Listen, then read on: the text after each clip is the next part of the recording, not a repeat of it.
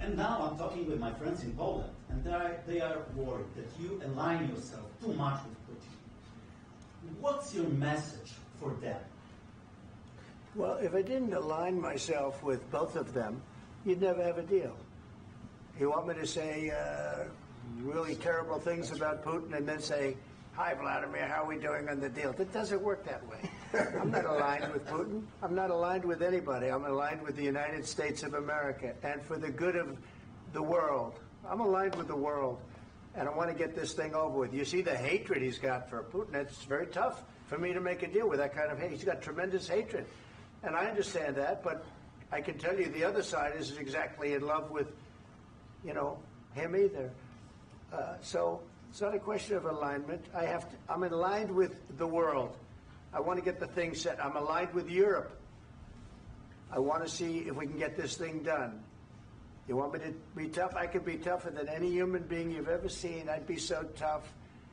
But you're never going to get a deal that way. So that's the way it goes. All right, one more question. Hey, I want to respond to this. So look, for 4 years in the United States of America, we had a president who stood up at press conferences and talked tough about Vladimir Putin, and then Putin invaded Ukraine and destroyed a significant chunk of the country. The path to peace and the path to prosperity is maybe engaging in diplomacy. We tried the pathway of Joe Biden of thumping our chest and pretending that the President of the United States' words mattered more than the President of the United States' actions. What makes America a good country is America engaging in diplomacy. That's what President Trump is doing. Can I ask you? Sure. Yeah? Yeah. Okay. So he occupied our parts, big parts of Ukraine, part of East and Crimea. So he occupied it on 2014.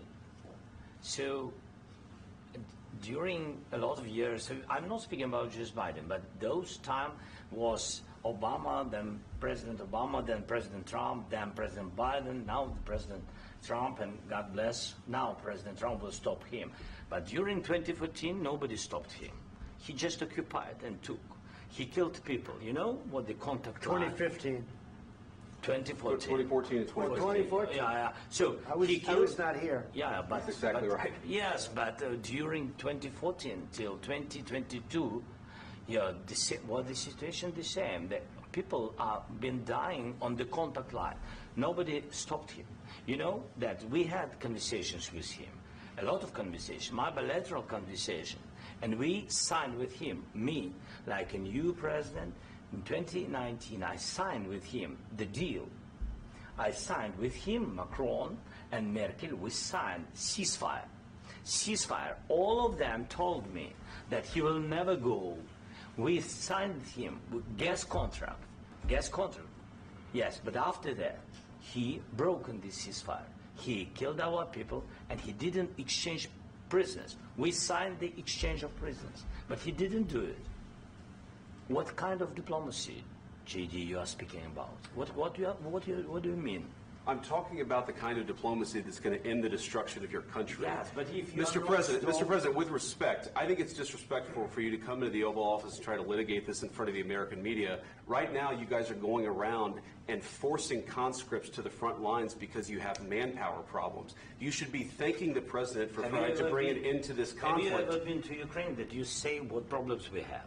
I have been to. Come once. I've actually watched and seen the stories, and I know what happens is you bring them on a propaganda tour, Mr. President. Do you disagree that you've had problems bringing people into your military? And do you think that it's respectful to come to the Oval Office of the United States of America and attack the administration that is trying to prevent the destruction of your country? A lot of questions. Let's start from the beginning. Sure. First of all, during the war, everybody has problems, even you, but you have nice ocean and don't feel now, but you will feel it in the future. God bless. You don't know that. God bless. God bless. You will not have war. Don't tell us what we're going to feel. We're trying to solve a problem. Don't tell us what we're going to feel. I'm not telling you. Because you're in no position to dictate that. That's exactly what you're doing. You're in no position to dictate what we're going to feel.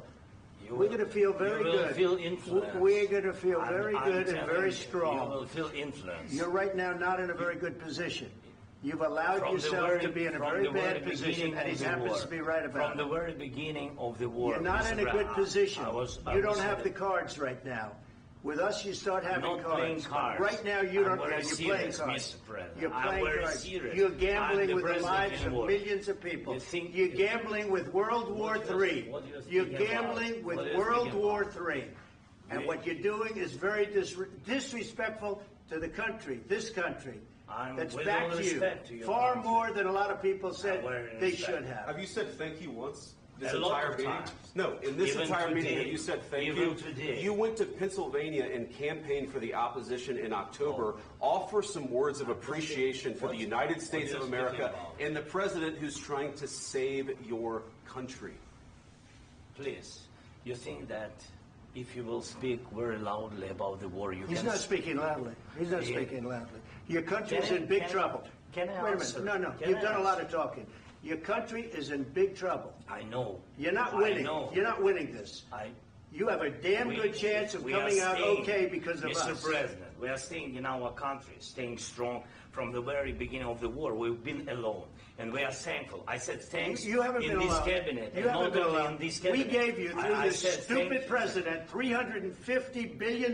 You voted we gave for you your military president. equipment, You and you voted men for are your brave, president. but they had to use our military. What about West? If you didn't have You our invited military me. equipment, You invited if me you to didn't speak. have our military equipment, this war would have been over in 2 weeks. In 3 days, I heard it from Putin. In 3 days, this is something Maybe new. less. In 2 weeks, of course, yes. It's going to be a very hard thing to do business like this. I tell you. Just say thank you. I said a lot of times to American people. Except that there are disagreements, and let's go litigate those disagreements rather than trying to fight it out in the American media when you're wrong. We know that you're wrong. But you see, I think it's good for the American people to see what's going on. I understand, sir. I think it's very important. That's why I kept this going so long. You have to be thankful. You don't have the cards. Thankful. You're buried there. Your people are dying. You're again, running low I know. on soldiers. Don't please, you're running Mr. low President. on soldiers. It would be a damn good thing. Mr. And then you tell us, I don't want a ceasefire. I don't want a ceasefire. I want to go, and I want this.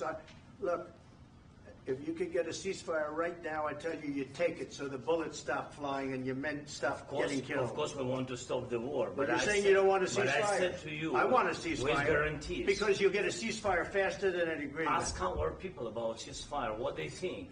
That wasn't doesn't with matter me. for you what- That what wasn't is- with me.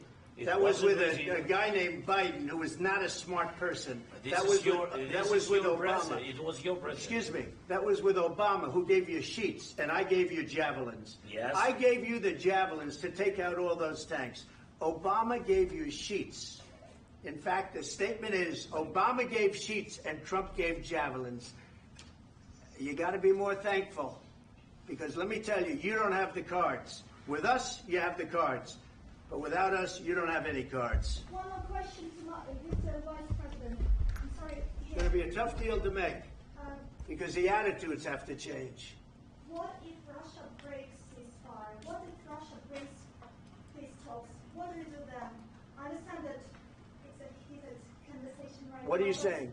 what She's if asking, what if Russia Putin breaks the breaks ceasefire? What if anything? What if a bomb drops on your head right now? But they have Okay? broken the What if they ceasefire broke it?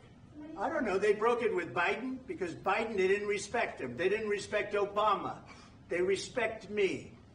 But what Let me tell you, Putin went through a hell of a lot with me. He went through a phony witch hunt where they used him and Russia. Russia. You ever hear of that deal? That was a phony Hunter Biden, Joe Biden scam. Hillary Clinton, Shifty Adam Schiff. It was a Democrat scam. And he had to go through that. And he did go through it. We didn't end up in a war. And he went through it. He was accused of all that stuff. He had nothing to do with it. It came out of Hunter Biden's bathroom. It came out of Hunter Biden's bedroom. It was disgusting. And then they said, oh, the laptop from hell was made by Russia. The 51 agents. The whole thing was a scam. And he had to put up with that. He was being accused of all that stuff. All I can say is this. He might have broken deals with Obama and Bush, and he might have broken them with Biden. He did, maybe. Maybe he didn't. I don't know what happened. But he didn't break them with me. He wants to make a deal. I don't know if you can make a deal. The problem is I've empowered you to be a tough guy. And I don't think you'd be a tough guy without the United States. And your people are very brave. But you're either going to make a deal or we're out. And if we're out, you'll fight it out. I don't think it's going to be pretty, but you'll fight it out. But you don't have the cards. But once we sign that deal, you're in a much better position. But you're not acting at all thankful. And that's not a nice thing. I'll be honest, that's not a nice thing. All right, I think we've seen enough. What do you think? Huh? This is going to be great television, I will say that. All right. We'll see what we can do about putting it together. Thanks. And I need the back of this. We'll see. I don't know. All right, guys, come on. Wait, hey, let's go. Guys, come on. Let's move.